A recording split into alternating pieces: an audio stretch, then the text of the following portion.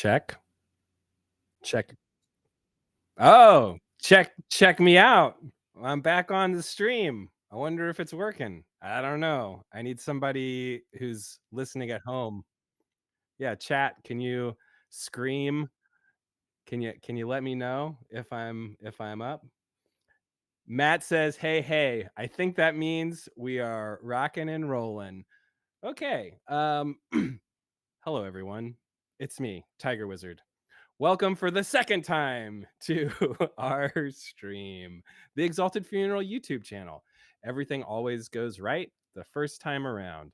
So, as you may be able to see right above me, we are celebrating Mouseritter Month, which is closing in on the last, I think, 48 hours ish of the month-long campaign for Junk City, as well as a ton of other amazing projects for Mouseritter Month on BackerKit.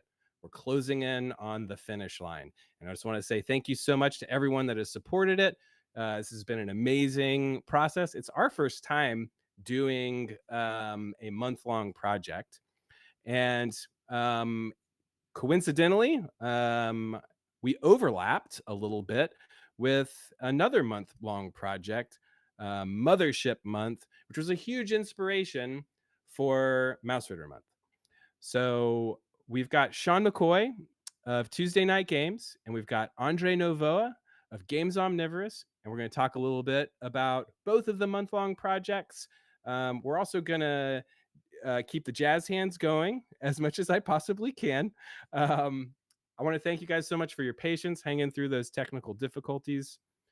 We're going to talk a little bit about the cross-collaborative double-month zine thing that if you already backed Prospero's Dream for Mothership Month and you also backed Junk City for Mouseritter Month, then you're going to get this cool cross-collab mice in space thing. We're going to talk about it a little bit. I don't know. All right. So anyway, I want to welcome now our two guests, Andre and Sean.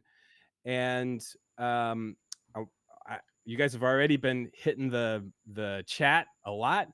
But if you have questions, I already saw a couple questions pop up in there. If you have specific questions, drop them in the chat. We'll try to answer as many of them as we possibly can. So welcome to the show, Andre and Sean. They're here, right? You guys are here? Hey guys, Thanks for having us. Can we hear you? Can everybody hello? Chat, let us know. Can we hear everybody?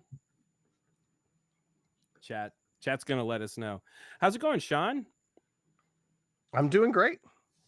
Welcome. I'm excited for Mouseritter Month and Junk City and seeing you guys close it out strong and this collab we're doing. It's exciting to be here. I'm a huge Mouseritter fan. And Andre and Isaac are insane creators. One of the few times since we've released Mothership that I've opened something and been extremely jealous that we just didn't do it the way that they had done it. And so I mean, it's a good feeling, right, to get something and be like, oh man, they just cut through all this crap that we could have cut through too.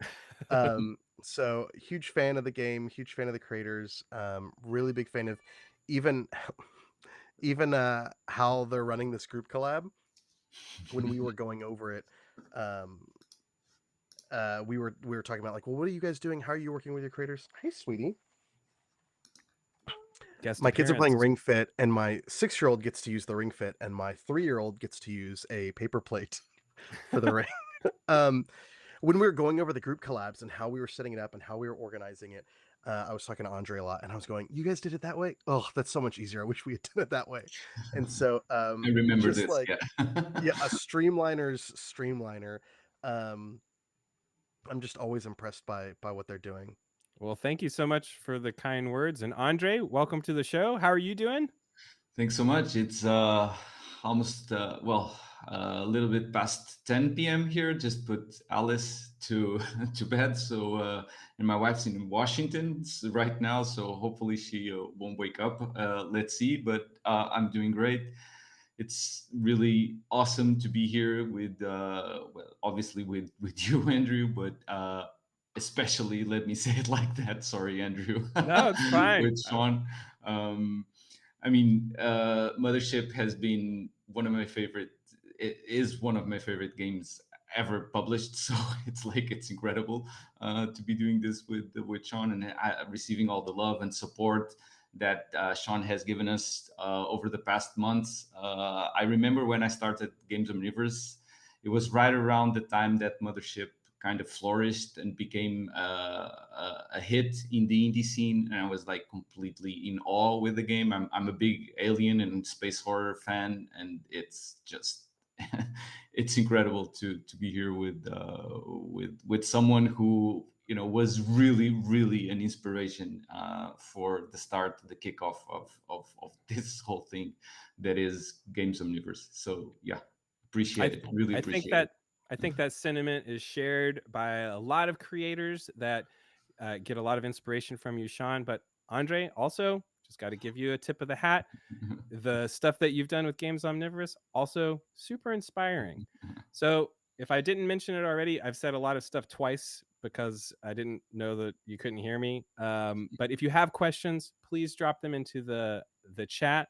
But I want to start off talking a little bit about our cross-month collaborative zine. Okay, so if you backed the Anchor project for Mothership Month and also backed the Anchor project for Mouseritter Month, those are the projects that these two creators here, the main projects, right? Junk City and Prospero's Dream, then you will be receiving this cool thing. So I don't know who wants to go first. I'm going to pitch it to Andre first to talk about Sure. what you've done. I'm not Sure. sure if we have a graphic that we can throw up, Commander Beckett, but if you do have that, now's a good time to throw it up. Andre, tell us about the zine. Yeah. So when these two events came to be, we understood that there was going to be a 2-week overlap between these group events. So being being two communities, two games, and the communities around the games so close, with so many ties between them, not only the fans, the players, but also the creators. We can talk a little bit about that. There's some overlap of creators doing stuff for Mouseritter Month that also did for Mothership Month, or are doing for Mothership Month, or just did this year. And seeing how there's a genuine love and support between Mouseritter, Tuesday Night Games, and Games Omnivorous, and Isaac, who unfortunately could not be here today, but he obviously says hi to everyone. He asked me to do so.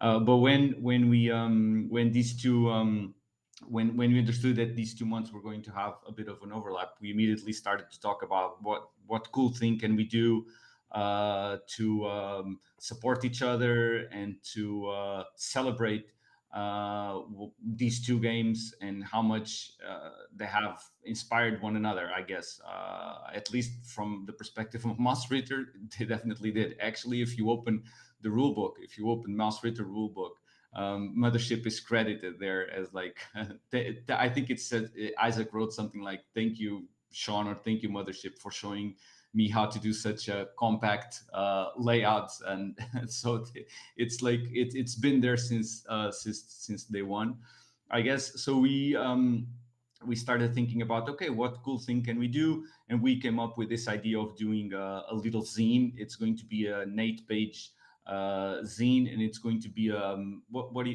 you call this, like a flipper zine? Yeah, a flip folio, flip fun Yeah, time, so it a has like fun flipper.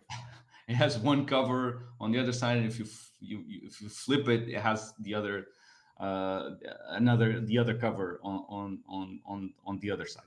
And so we started thinking about what can we do here. And so the idea that we came up with was why don't me and Isaac write like a Mothership module, and Sean and Tuesday Night Games and the creators there write a Mouseritter module. So So yeah, Andre, just like tell us a little bit about what you wrote for Mothership.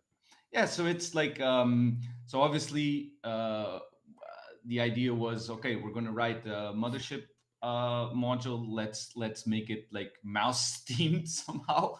So we went with a bit of a classic, the abandoned, derelict, floating space station where something went horribly wrong.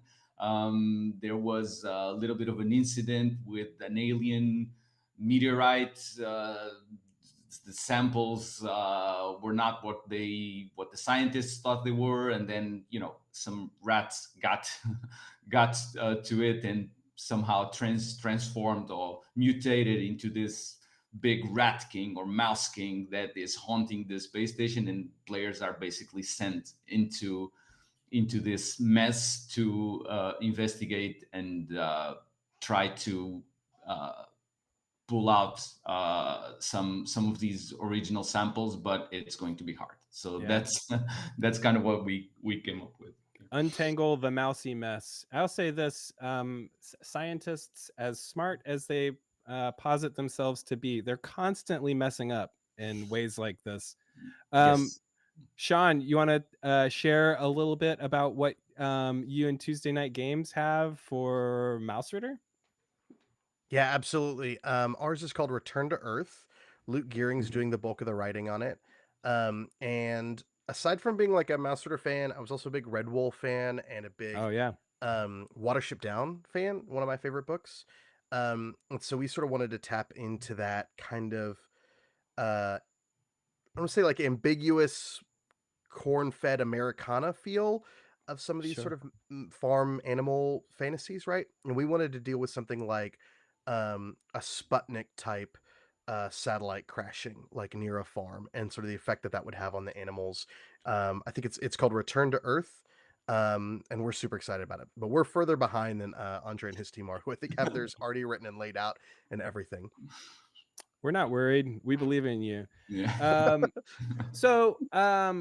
There's a question that I wanted to kind of bring to the two of you, or just a topic of discussion. Like Andre mentioned, Mouseritter credits Mothership Month as being an inspiration. But there's not like a stress mechanic in Mouseritter. But there is something, I've been thinking about this earlier today. There's something kind of interesting about Mouseritter, which is an implied stress of being such a small, delicate creature in such a big world. Do you guys have any thoughts about that, or any other sort of similarities or differences about the two systems that y'all are interested in discussing? What are your thoughts? You go first, Andre. Yeah, I mean, I think the stress mechanic in Mouseritter is called cats. Yeah. Basically. Or owls. That's the stress mechanic of Mouseritter. No, jokes aside, I mean, I think that they're fairly obviously they tackle different genres, different vibes. The stress mechanic in Mothership is a very important one because we're dealing with space horror. So it's that mechanic is what somehow brings the genre alive, I would say.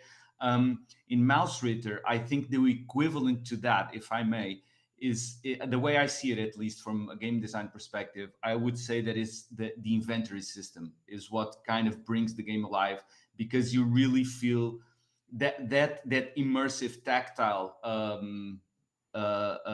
inventory system where actually people are picking up physical inventory cards and laying them down on their sheets, on their character sheets, and how small these things are, and how little mice the characters can carry, really is an immersive element, is an element of immersion into the world of being a mouse, basically, because you feel small, you feel tiny.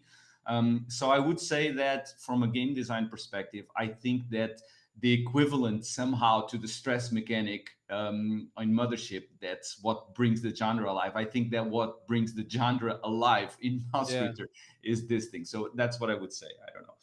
I don't know if What? that makes sense. It does No, to it me. makes sense to me, Sean. What do you think? It's one of my favorite things about Mouseritter, and you know, we have a lot of retro clones and a lot of people doing dungeon games, which is great. But the thing I like about Mouseritter, specifically with the fiction, is because you are playing mice, it's instant to all the players at the table what the stakes are and how dangerous the world is. In Mothership and D&D and OSC and whatever it is you're playing, you're always sort of having to explain to the players like, yeah, you know, you could die really easily. This is a really high stakes game. Violence is not something you should do, because all the fiction around these games, even sci-fi horror, the humans feel like superheroes, even if you're seeing them get mowed down, but particularly in fantasy, right? So where Mothership has a leg up that people understand horror movies, you still have to kind of tap them on the shoulder every now and then, and remind Yeah. them, like, remember, it's a horror, like, act right, you know. Whereas in Mouse Ritter, once you're there in the fiction and you're like, you're playing mice in a world with cats and dogs and people and owls and snakes, everyone gets it. I don't ever have to say again, like, do you really want to fight the cat? Right? Whereas if I would say, like, do you really want to fight the dragon? A lot of players are like, yeah, who knows? Maybe I roll a 20, right? Right. And I'm that player. I'm like, okay, absolutely. we're in a space horror thing, and the xenomorph queen drops in. Oh, I've got a flamethrower. I'm good. Yeah. Always a shot, right? Right. There's always a Um, shot. and so I love that about Mouse Ritter. It's just that like the immersion is so much quicker because we all sort of instinctively get what the threat is like and what the stakes are like, for those tiny little creatures, without having to constantly remind them like you're in a fantasy world, or I Yeah. understand that there's magic, but you only have 2 HP, right? Um, and so it's you know, it starts with a setting there and everything sort of grows out of that very, very naturally, which I really, really love. Very cool. So, one thing that I noticed that sort of ties these two games together, um, the stress and cats. So, at the when we did this the first time, I really thought my cat, who was kind of prancing around my computer station, had somehow messed up my audio somehow, but fortunately that wasn't the case. Um, so we've only got another day, um, and we've just hit another big stretch goal. I think we hit 150 earlier today. Andre, could you tell us a little bit about what we unlocked with this most recent stretch goal? Sure. So this was the fourth or fifth stretch goal, I think, and this unlocked some standees, some part. There's a party, a standee for the party, and also a standee that represents each faction. Mouseritter has a mechanic for faction, so gameplay is very much affected by faction play. There's some mechanics for it. They have some goals each faction, and they progress between sessions according to some roles. So it's a very much a big element of campaigning in Mouseritter. So these standees will represent each of the will be representative of each of the factions. So there's 4 factions in Cool. Junk City, and it's like a vermin syndicate ruled by a cat. So there's a little cat standee. There's also a cultist. Is that the one that hides in the like VW? Yes, that's the Yeah. one that hides in the, yeah, It's like exactly that one. it's like a Yeah, casino inside of a like a casino Volkswagen. inside a Yeah. Volkswagen Beetle. Yeah, exactly. So And cool. there's also like a toad industrialist, this kind of like figure, big industrialist, mean industrialist figure that is a toad, also a faction Boo. boss. And yeah, and there's like a strange cults also, and there's the council and the police. So each of these will have a party standee, which we just unlocked. And we had this idea because me and Isaac were looking at Prospero's dream project, and we were like, oh, they made standees. Why don't we also do standees? They're really cool. They look really cool. So let's also do that. And there's a big map. So the box set comes with a big map of Junk City, and then people can use the standees to basically mark the influence of factions or where the boss is, however they want it. And yeah, we have a final stretch goal that is to add some cool glow in the dark ink to the puzzle. So the box set also comes with a puzzle with a 9-piece puzzle that each The piece shards. represents a shard, a Yeah. magical shard that is basically the grand theme of Junk City. It represents these. There was a magical disaster. 9 shards went flying. They're doing all sorts of horrible things around the city, and these puzzles are actually what they are is they're also inventory cards that players will have to carry in their inventories or store somewhere. And yeah, we're the next stretch goal is to add a cool glow in the dark ink, because this city is very, it's very dark, it's very Blade Runner-esque, sort of like always raining, that sort of thing. So yeah. It seems like those will be really cool. So if you haven't backed already and you want to push it over the top, go do the pledge. So something that you mentioned, which I think is pretty cool, is how we've kind of been feeding off of each other, both Mothership Month and Mouseritter Month.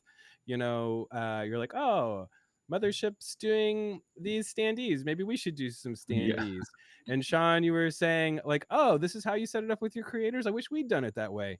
So Sean, to you, like, who are some of the creators, right, that participated in Mothership Month that we've also shared over on Mouseritter Month? Or, maybe you don't know. I don't know. And Norgrad, there's one in particular that Okay. we have creators that have bounced back and forth between both third-party scenes. But the one that's has a project both in Mothership Month this year and Junk City this year is Norgrad, who is doing. Do you remember the name? 8 short of a dozen for Mouseritter. Oh right. Yeah. And what was the Mothership Month project that they did? Let me look it up right now. There's so many. It's so hard. Probably should have prepped for this one. Well, anyway, it is really cool. It's a Roach Motel. Roach Hotel. Yeah, I was. Yeah. But there's also someone that's doing. There's Phalite Studios that they're doing a project for Mouseritter Month, and they did a very popular project for Mothership. I think last year or maybe a few years ago. I think it was. It was. This ship is a tomb for Mothership. Oh, cool. It's really neat that these two communities are so tight and intertwined, and getting to participate myself with my buddy Joey in Mouseritter Month. I got to be in that sort of back end area on Discord where everybody was just chatting about what they're doing and like sharing ideas and stuff. And it's such a cool community of, people, like sharing ideas and kind of helping each other out with, oh, I don't know what to set my pledge tiers at. And then there's a bunch of people that did already know how to do that helped us that didn't know what to do. So, all right, I'm going to go. Funeral. Matt and Kristen are like a constant resource and like mentors and friends. I've said it like a million times, but I'll say it again that like Mothership 1E would not have been as successful without the two of them. I spent hours on the phone with Christian about shipping stuff. I talked to Matt constantly about how to do the advertising. I've sent him our spreadsheets of like, this is what our pledge levels are like. This is what the money's looking like. Like, does this make sense? These are very like lonely occupations, and they're very difficult to get training in. Most of the people in RPGs come from non-standard business backgrounds, don't have MBAs, don't have logistics training. We're all bringing it over from some other field, whether it's like retail or film or graphic design or whatever. And you end up having to rely a lot on other creators, other publishers to sort of make up for those deficiencies you have, right? And so Exalted Funeral's always been there for us. I know that like there's a lot of crowdfunding going on for our fans, for your fans. And we really just wanted to focus so much on like, we love these games and these creators. This is our community. Matt and Kristen are always talking about like a rising tide, lifting all ships. and that's something that we believe in too. Like, um, which is why we're sort of here and doing this sort of cross collaboration with each other, is just that like our communities like separately all benefit from the cross pollination, from both of our companies being successful, from the creators being successful, because we teach each other how to be better, which makes us better creators, which makes us make better books, all that sort of stuff, right? If you go, I mean, there's always like going to be people who flame out or have failures in this space, just like any other business. But if you go, the further you go back in the timeline, particularly of like the crowdfunding businesses, you'll see this happening so much, where creators get like the tiniest taste of success and it falls apart. And I think part of it is because of that isolation and not having a network of people that you could Mhm. just ask or raise your hand and say like, I'm drowning, like who did you guys use for this, or I can't figure out this tariff thing, or I can't figure out this VAT thing, or whatever, who can I talk to? And so for the fans, I think it's great that we're collaborating, but just like internally behind the scenes, you guys really want us to be working together on this sort of stuff and cross promoting each other. Yeah. It's not just like a sales gimmick. It's like these are the people, these are like my coworkers, right? Like outside of my company, these are the people that are my colleagues. And so like their success is our success. Any sort of amount of success is going to be like shared and turned around and used to give other people advice and to help us out when we're in a bind, and vice versa, right? Particularly with all the uncertainty around tariffs and the economy and all this sort of stuff, we really rely on each other to share information, and help each other find solutions. Just even getting our product across the globe, which used to be so much easier than it is now, right? We Mhm. can't, I know I'm talking for a bit, but we can't possibly man every Fine. station. And so we Yeah. really rely on these other creators to share their experiences. And so all that to say, like, there's like a marketing component to this, but like there's a real logistic component to us too, of just like having other people to work with. And so that's why it's so important that we have this sort of zine, that we work together. And even the overlap is something, like when we noticed it, Kristen charged right in and was like, this can be a positive thing for everybody. We really want to like highlight how much we love working together, because our fans like us both and we work really well together. So like we really want to celebrate both these games. Does that make sense? Absolutely. And thank you so much for those kind words. We feel the same way. We feel very, I guess, hashtag blessed to like have so many coworkers that are also good people in the industry that we enjoy being around and we enjoy collaborating with. So thank you so much for those kind words. I'm going to do a little pivot, right? So I want to know from both of you what your favorite space horror movie is. Let's start with you, Andre. Wow. Favorite space horror film? I mean, it has to be Alien. I mean, Alien? yeah, I have the, but do you I can answer something more obscure if you No, want me to. no, it's perfect. I mean, I mean, the last, just so that you know, Sean, the last time we had a stream with Andre, he brought up a really obscure vinyl record. I went and listened to some of it afterwards. So I was kind of hoping for like another like obscure I gem mean, to be dropped, but no, Alien is amazing. but then Great, it's this. great I film. feel like it's the safe answer. So You want to be a there little was one. So dangerous? I'm going to answer something else. Okay. Okay, yeah, sure. There was a really cool one that I really really liked a few years ago that I cannot remember the name, but it was with. Okay, why don't you Google it? No, I'm What not. the Okay. You're gonna answer from you because you have to know this. So Okay, I'm sure. putting you on the spot Sigourney now, Weaver. Andrew. Yeah. It's with what's his name? Joel from The Last of Us. What's the name of the actor? You talking about Prospect? Prospect. There you go. Absolutely. Oh, yeah, you're So I talking really about liked it. It's a very underrated movie, and I really really liked it. yes, that movie was great. The like very delicate fungi Mm-hmm. things that he has to Yeah, extract. That was a great movie. yeah. Yeah, good Prospect and one. Scavenger's Reign were both the two that like I knew when they came out, because I just started getting texts from people like, have you seen this? Have you seen this? This feels like Yeah. Mothership. Have you seen this? Is it Pedro? Is it Pedro Pedro Pascal, Pascal? yeah. Pedro Pascal, Yeah. exactly. Okay. So I really All really right, liked that movie. Sean, it's to you. I would say 2001: A Space Odyssey. Oh, Uh, Okay. very interesting answer. Very interesting answer. it I, it's, to me, it's like a horror movie, right? Like you have Yeah, this like fight the with computer. AI, and then this like dealing with It this is a horror movie. otherworldly Yeah. entity. Yeah. I mean, it was part of my like family. My dad loved it. I remember him like it. Some of it would come on TV, and he'd pull some in the room and be like, "Listen, that's the Blue Danube." And I like had that movie in my blood before I even had seen it for the first time. I saw it in theaters a few times now, but for the first time I was like 23, and it was massive, you know. But just the reality of the world, the banality of the world, that like space Yeah. is very long and boring and like lonely, you know. Those things, while like Alien and Aliens and Event Horizon are huge touchstones for Mothership, like 2001 informs the aesthetic for me a lot more, and the kind of horror of just like you're fragile. There's like your solutions are like he's just unplugging a computer at the end, and that's not even enough to save him from Mhm. this like jump through hyperspace or whatever.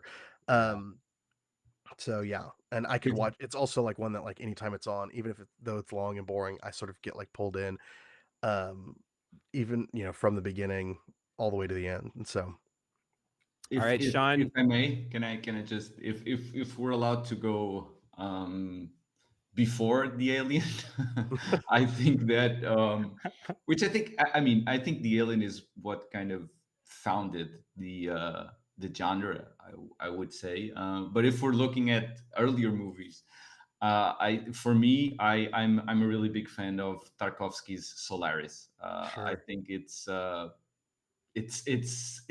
yeah, just like 2001, you don't necessarily see it as space horror, but if you kind of think about it, you know what I mean. So yeah, that's big for me too. So we got Andre's top three, and we got one movie from Sean, but it's Sunshine is big for me too. It makes me oh yeah, cry. dude. People working together, like in the face of like overwhelming odds, like even with the weird sort of stuff at the end. Um, I really like that aspect, and we don't see it enough in Mothership because everybody in Mothership is sort of like assumed to be either a wage slave for the company, Hmm. or sort of a merc. But this idea of like astronauts, of people who've put aside sort of king and country or whatever, to do this mission that's theoretically for the good of humanity, like that always gets me. So it's something I'd like to explore more in Mothership, is this sense of like, no, what we're doing is important. It's not just corporate. It's something we need to do. The world needs it. Yeah. Very, Okay. very. So Sean, you mentioned earlier a deep love of Watership Down. Um, so I would say favorite mouse movie, but I think this one can probably be opened up to mouse related media. So like maybe book or movie, or well, I guess they did make a Watership Down movie too, but I think you meant the book. So we're gonna go with you first, Sean. What's your favorite mouse related movie or book? I mean, it's Watership Down by like a mile. It's like I have a little list of books I want to read to my kids as they get older, and Watership Down just drew me in. So I was like sad to Yeah. leave that world. And both for like the parallels with the sort of like, oh, each society is different and looks like a different human society, but also just sort of the adventure. Like you are in it, the stakes are high. You care about all the characters. The anthropomorphism works extremely well. Um, love that book. Yeah. And if I strong armed you into a mouse movie, uh, where would you go with that? Like Five O Goes West. Five O Mouse. Is he a Oh, yeah. weasel? Number two? Yeah, no, that's great. Five Goes West. That's a good one. With tumbleweeds in that movie, really stick with you. Um, what about That's a you? big movie in the family because my wife constantly talks about it and how she cried the whole way when Yeah. so it's like it's kind of like a horror movie for her in a way. Uh, And from what I understand, there are no stress cats in America, so yeah. that's a Yes. bonus as well. What about you, Andre? Favorite mouse related I mean, media, book it or has to film? be 100% Ratatouille. Uh, Uh Sure. yes. We talked about this in the other stream, how Ratatouille technically can be seen as a mech, which is Yes. Oh, that's true. which is it's interesting. But yeah, my kid just watched it the other day and she loved it, and we went to Disney earlier in the year, and we went to the attraction, and then she cried all the way because I Oh. don't know why. I think she was mixture of excitement and then not knowing what to expect. And then she went the day after, she went again and she loved it, and now it's her favorite movie. Or so it's all good, and it's If you Mouseritter guys canon for me. if you guys like schlocky sort of B horror stuff, there's a great book called The Rats by James Herbert. It was in like the Paperbacks from Hell book, I think, or on that blog, and I picked it up. And it's basically the birds, but with rats. It's just Oh, like cool. rats start killing people for no reason, and it's just like every scene is just like, oh, and then this person comes home from apartment, and a bunch of rats kill them, and then this person's getting on the subway, and then a bunch of rats kill them for 150, 180 pages. It's total Love like it. schlock, but of an era where sort of like that was the way you were getting horror published, and it's so fun to read. I see in the chat, Mana Don Matt has asked where the love is for Rescuers. I didn't answer the question myself, but I think Rescuers Down Under is probably tied with Great Mouse Detective and Secret of Nim for me. Mhm. So There's a my, surprising amount of mouse media out there for sure. oh yeah, it's great. Okay, so I think we're closing in on about how much time we have. We did start a little bit late. I'm not sure what the intended run time was, but I want to remind those of you that are giving us so much encouragement over there in the thread that you can also ask questions there if you would like. I saw that there was a question about Old School Essentials Month. Um, Neither of these two creators are really working on that, so maybe we'll discuss that a little bit later. I can tell you there is going to be an Old School Essentials Month happening next year in May, also on BackerKit. And then Is it May? Is that right? that is right. Okay. Yes, it is happening in May. I think that was the only question that I saw in the chat. Just get out of the way. When's OC coming out? Yeah. Secret of Nim. Okay. So I just want to remind everybody, if you already backed during Mothership Month, if you backed Prospero's Dream and you have not backed Junk City, this is the only way for you to get the cool crossover collaboration zine between Mouseritter and Mothership. How you choose to merge those two worlds together, it's up to you and your imagination. Andre, do you have anything else that you would like to share? No, I don't think so. I think that covers it. Thank you so much, Andrew, and everyone at the Exalted Funeral for setting this up. Of course. Again, I just want to say thank you publicly to Isaac Williams for allowing me to do all of this to what is his baby, basically. Mouseritter is a creation of Isaac Williams. I'm kind of like old publisher, co-creator. And I know he really wanted to be here, but the time zones really messed it up because I live in Portugal and he lives in Melbourne, and then there's people here from the US. We're all over the place. Yeah, so it's harsh to make this work.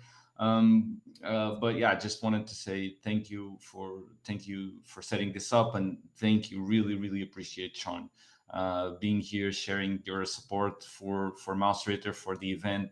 It's really an honor and a privilege to be here with you. Thank you so much for this.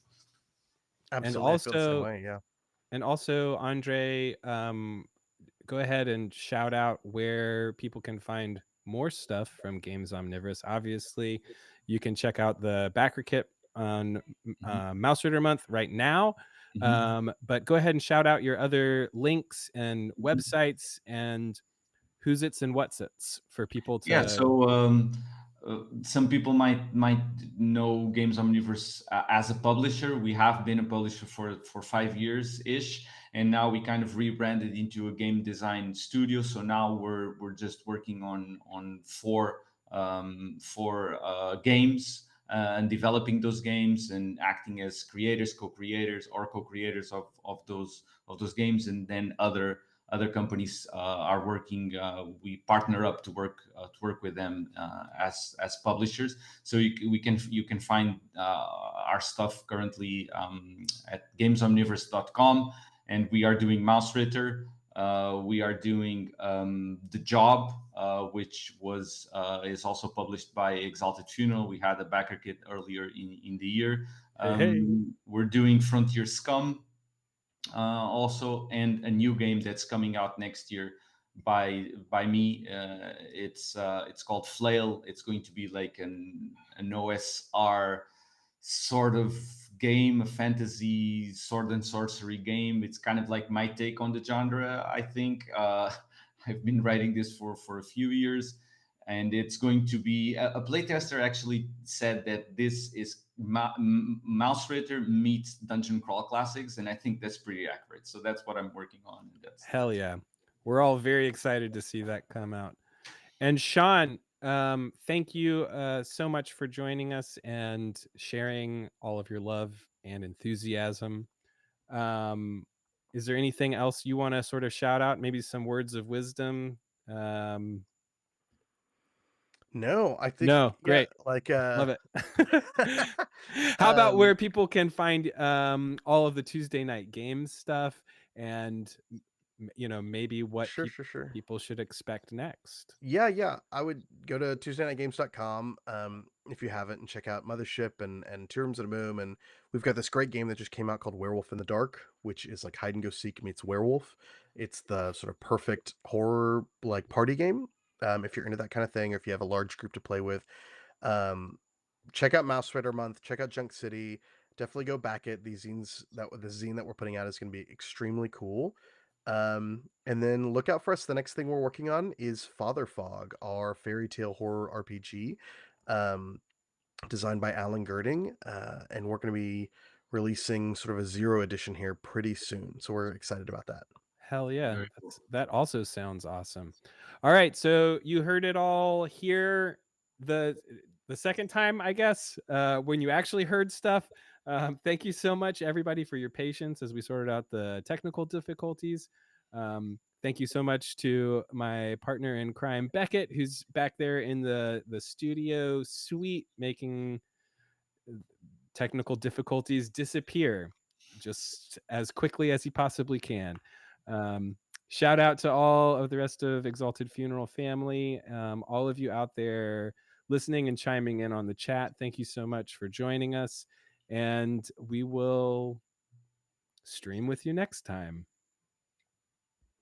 Thanks, everybody. Thank you.